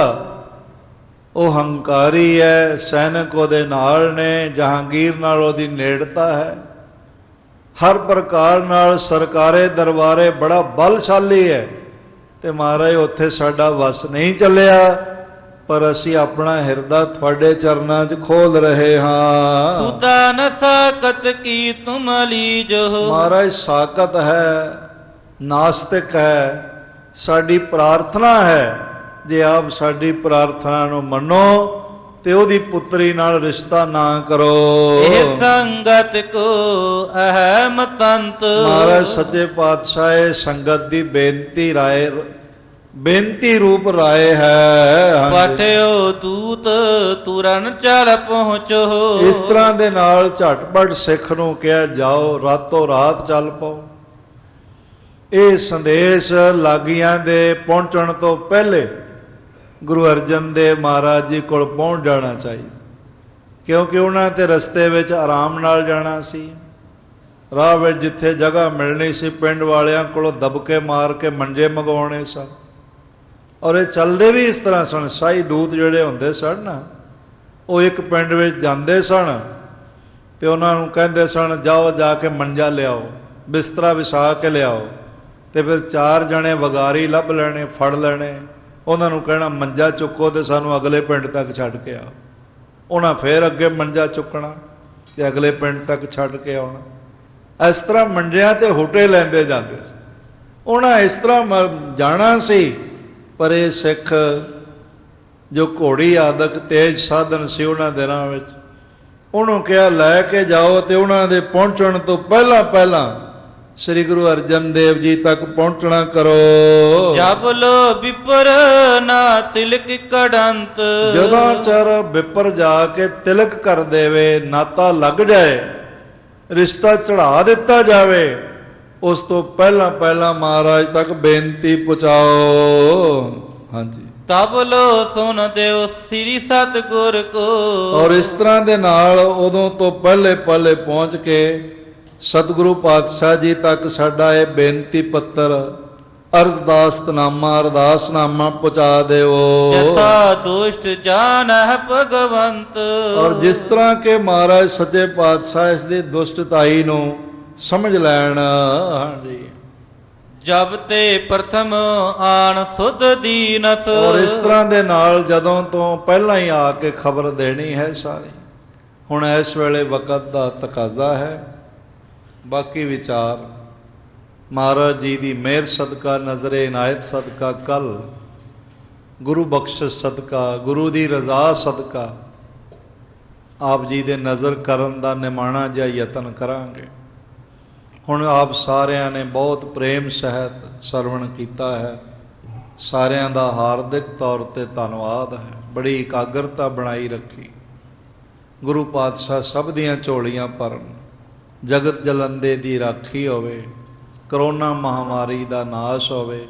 ਆਓ ਜੋ 2-3 ਮਿੰਟ ਬਾਕੀ ਨੇ ਸਾਰੇ ਮਿਲ ਕੇ ਮਹਾਮੰਤਰ ਗੁਰਮੰਤਰ ਦੇ ਜਾਪ ਕਰੀਏ ਤੇ ਗੁਰੂ ਚਰਨਾਂ 'ਚ ਅਰਦਾਸ ਕਰੀਏ। ਵਾਹਿਗੁਰੂ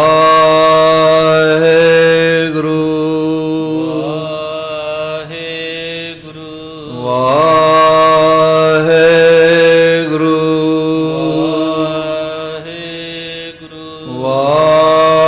ਵਾਹਿਗੁਰੂ ਵਾਹਿਗੁਰੂ